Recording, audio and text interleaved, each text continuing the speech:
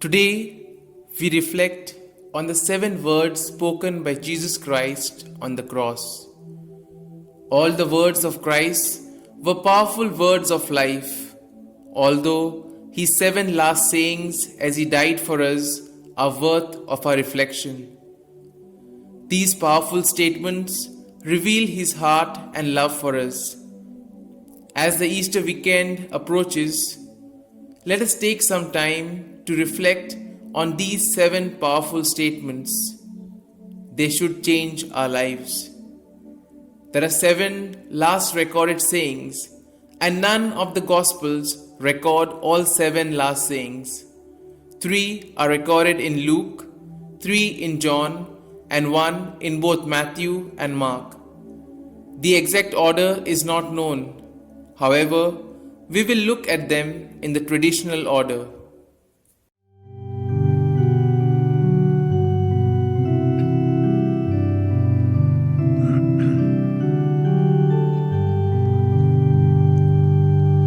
Create in me a clean heart, O God, and renew a right spirit in me.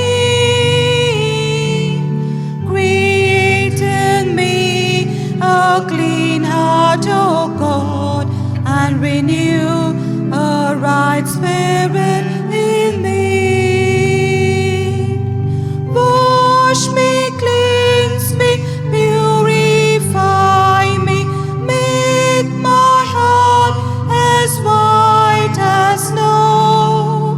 Create in me a clean heart, O God, and renew a right spirit in me. Create in me a clean heart, O God, and renew a right spirit in me. First, Father, forgive them, for they know not what they do. The first word from the cross was the word Father, and the last word will begin with the simple word Father.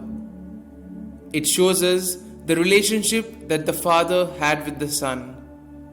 It is also the kind of relationship God the Father desires with us, the kind that Jesus provides for us by his sacrifice on the cross.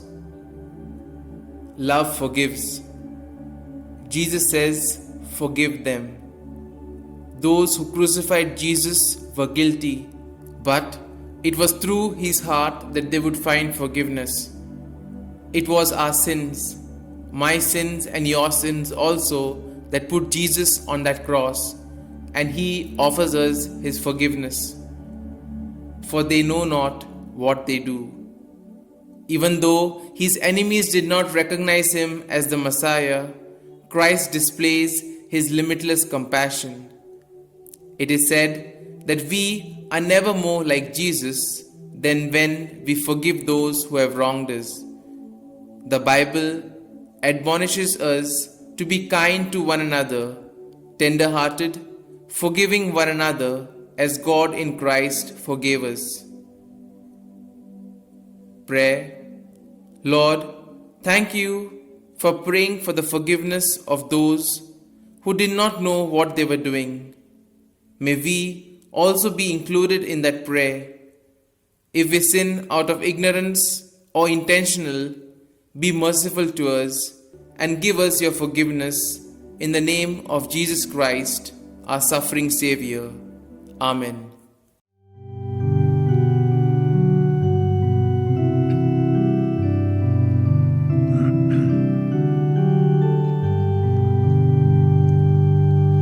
Create in me a clean heart, O God, and renew a right spirit in me. Create in me a clean heart, O God, and renew a right spirit in me. Wash me, cleanse me, purify me, make my heart as white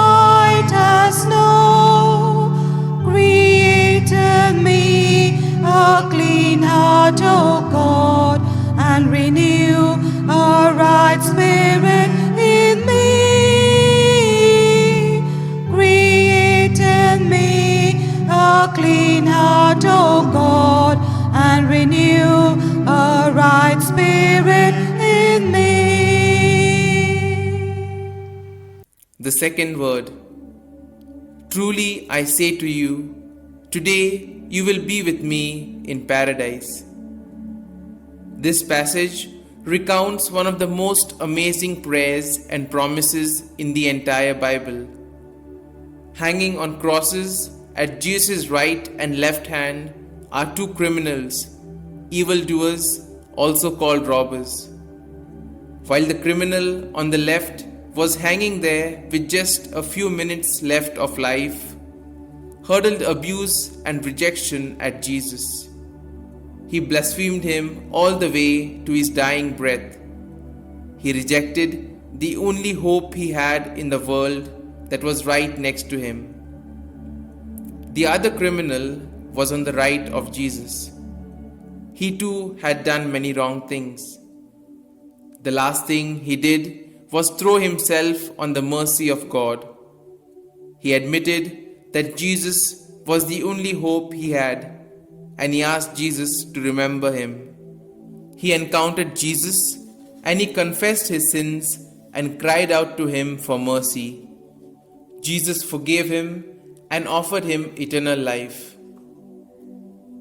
Jesus not only forgave those who were crucifying him, but he also forgave a criminal hanging next to him. 2 of the 7 last sayings Jesus made on the cross deals particularly with the subject of forgiveness. God, through his great love and forgiveness, is able to forgive even the worst of sinners. This is a beautiful picture of God's grace. If there is any story in the Bible that teaches us our salvation is by grace alone, through faith, and is not by works that anybody should boast and a gift of God, it is this story. God knows how deeply we struggle with the idea and concept of forgiveness. I believe the reason God spent 2 of the 7 sayings on the cross on forgiveness is because God knows how hard it is for us to forgive people, but also because He knows how hard it is for many of us to believe He would actually forgive us. Saint Augustine, commenting on this scene, observed, "So little is asked, so much is given." Pray. Today, Lord, all we need to do is lean into the light and with the thief on the cross say, "Jesus, remember me." And we get so much more than we ask for. Jesus, enable us by the Holy Spirit to repent and receive your grace in this world and in the world to come. Amen.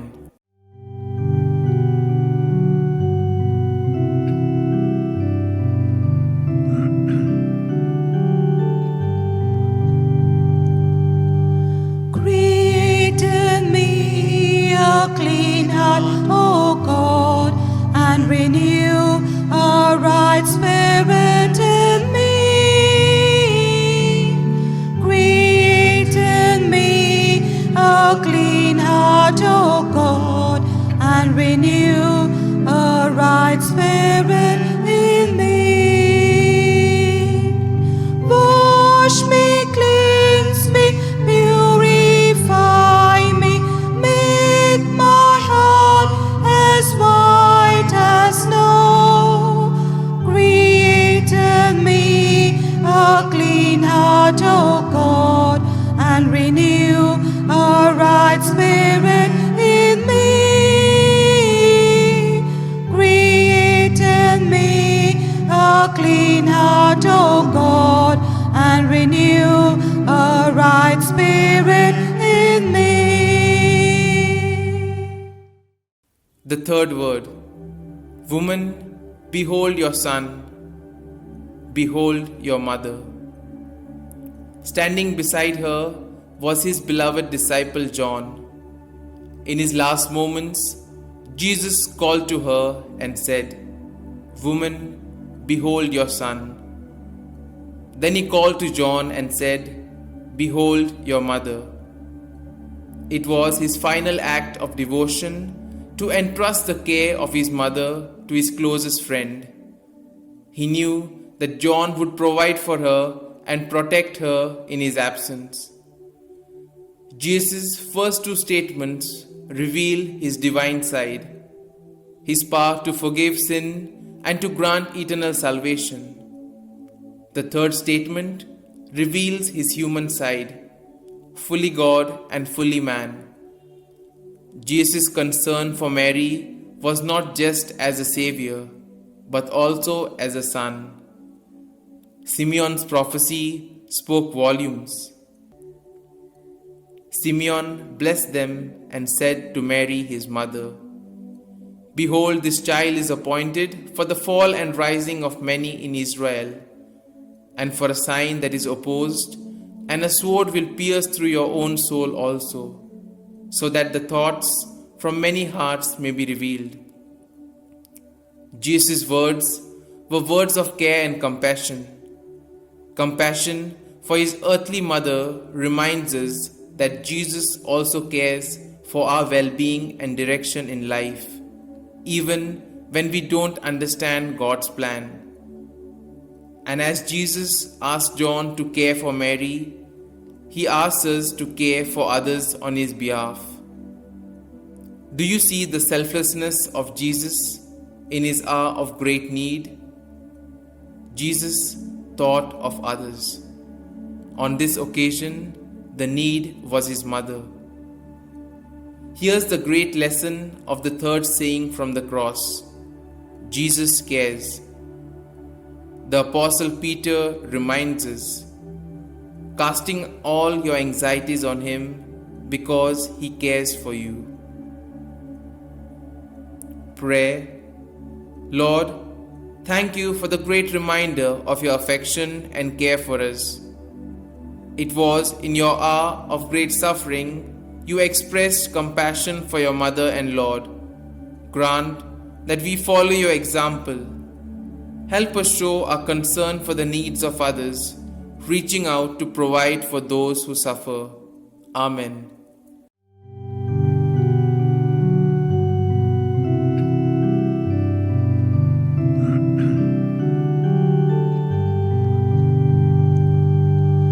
Create in me a clean heart, O God, and renew a right spirit in me. Create in me a clean heart, O God, and renew a right spirit in me. Wash me, cleanse me, purify me, make my heart as white as snow. Create in me a clean heart, O God, and renew a right spirit in me. Create in me a clean heart, O God, and renew a right spirit in me. The fourth word, I am thirsty. This is the shortest of the 7 last words. In English, it is 2 words. In the Greek language, it is only 1 word.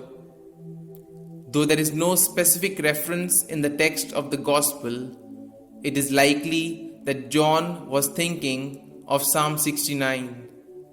We see Jesus fulfilling the messianic prophecy found in Psalm 69. Questions arise to whether this is a physical or spiritual statement. Is he simply dehydrated and in need of a drink? Or is he making a spiritual statement of his soul? One could believe that it is both. As a physical man, Jesus became thirsty. Jesus, the fountain of living water. the one who says that if you come to him, you will never thirst again. This one got thirsty. He needed water. This again demonstrates his physical suffering, and therefore Jesus understands our suffering also. As I think on Jesus' statement, I am thirsty, I keep thinking of my own thirst. I am thirsty for him. My soul yearns for the living water, and Jesus supplies it. I am thankful for the fact that he suffered physical thirst on the cross so that my spiritual thirst for the water of life might be quenched. The living water that satisfies eternally is offered freely to us by the grace of Jesus, who thirsted in our place. And nothing outside of him will ever satisfy that thirst. Come and drink deeply from Christ. He thirsted for you so that you will never thirst again. Prayer. Lord, your words, I am thirsty, reminds us of the cry of the human heart. We also are thirsty, Lord, not for physical water. We need the living water of your Spirit to flood our soul. We need to be refreshed by your living water. We desire for your Spirit to fill us once again. We are thirsty, Lord, for you. Amen.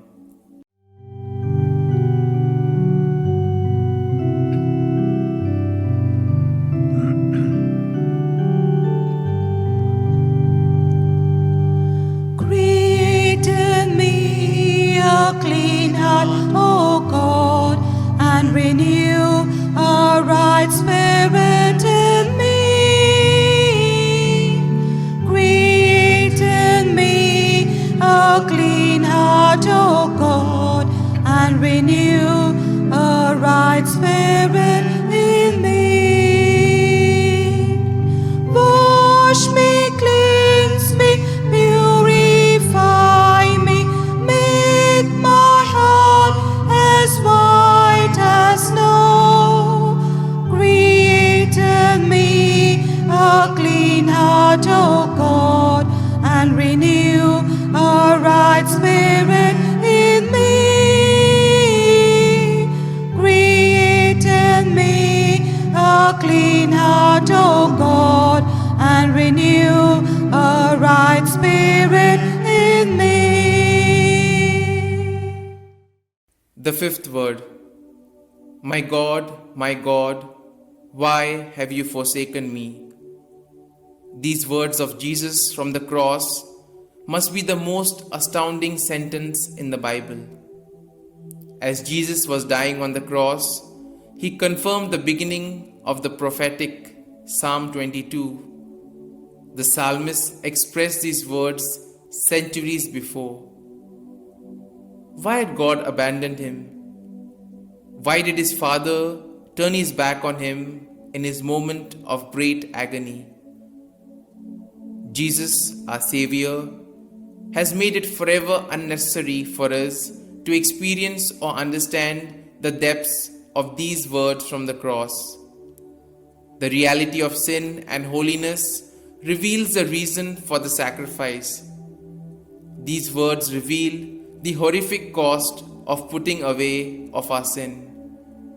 In his life, Jesus had felt pain and suffering physically and emotionally, but he had never known separation from his Father. Now he knows it. There was a critical sense in which Jesus rightly felt forsaken by the Father at this moment, because God made him, who knew no sin, to be sin for us, that we might become the righteousness of God in him. Jesus was identifying with us as he hung on the cross. He had to pay the price and feel the wrath of God poured out against the sins of the world. Isaiah the prophet said, "Yet it pleased the Lord to bruise him." Today, you may feel like God has forsaken you in a similar way that Jesus felt. But you need to understand that sometime God takes away from a Christian his comfort, but he never takes away his sustaining presence.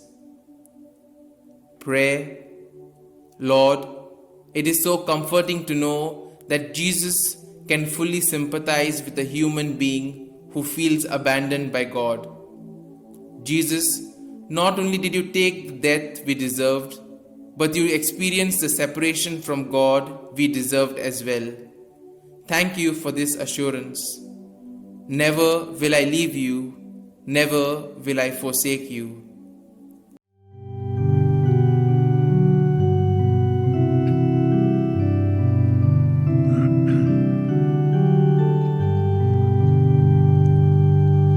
Create in me a clean heart, O God, and renew a right spirit in me. Create in me a clean heart, O God, and renew a right spirit in me. Wash me, cleanse me, purify me, make my heart as white as snow.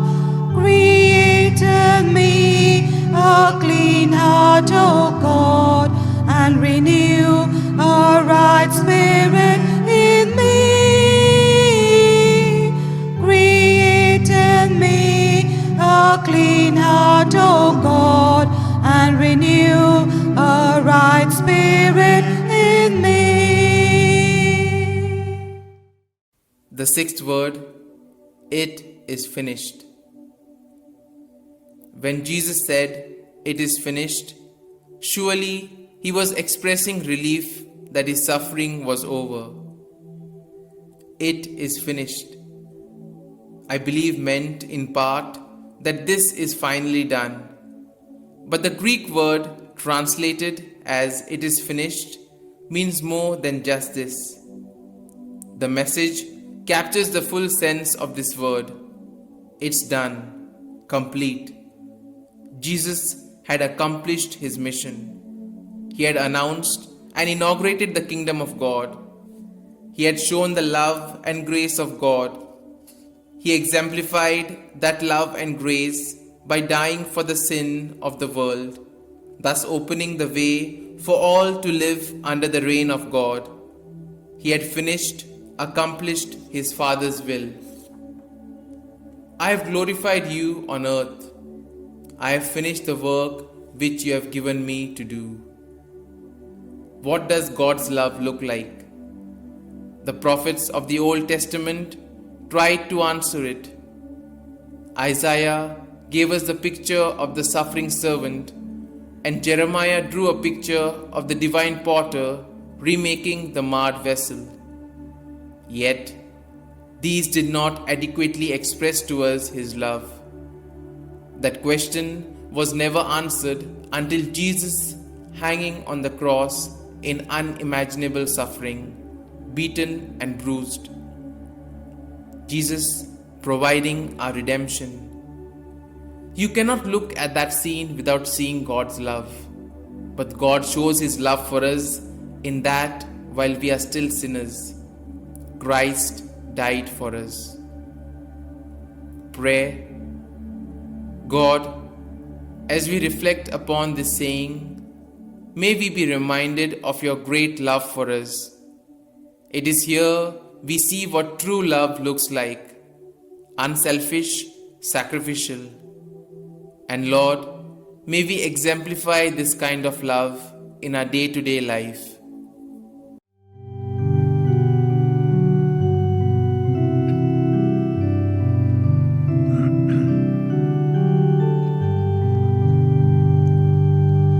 Create in me a clean heart, O God, and renew a right spirit in me.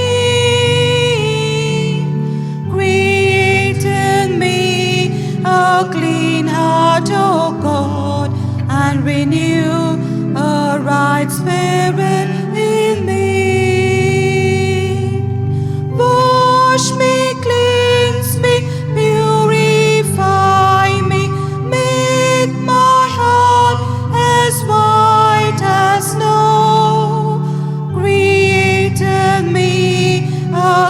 clean heart, O God, and renew a right spirit in me.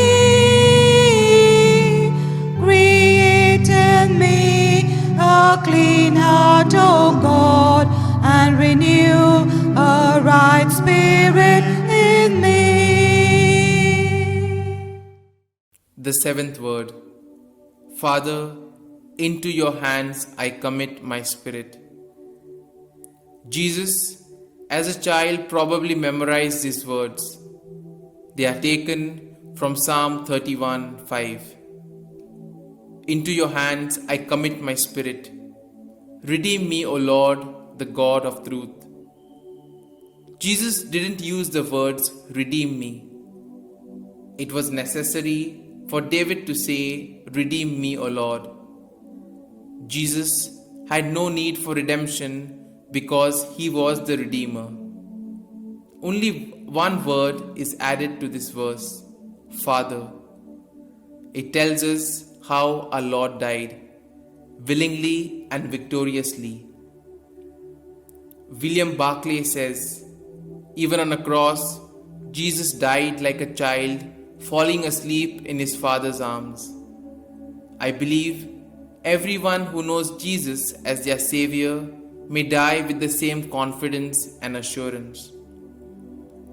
Jesus here reveals that God was even in this moment still his Father, and he trusted the Father to receive his Spirit. We see Jesus dying as he lived, in complete dependence upon the Father and submitted to his will. This final word of Jesus reveals to us how to die as well. What a wonderful way to think of death, committing oneself into the hands of the Father. Father, into your hands I commit my spirit. Jesus places himself into his Father's hands. Incredible dependence and trust.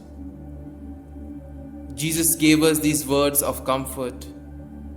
I give them eternal life, and they will never perish, and no one will snatch them out of my hand. My Father, who has given them to me, is greater than all, and no one is able to snatch them out of the Father's hand. Prayer.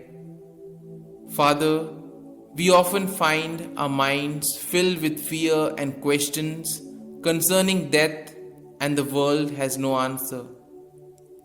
It is only when we turn to your word, and especially as we read these words, Father, into your hands I commit my spirit. Here we find hope. Thank you for teaching us how to live and for showing us how to face death. Amen.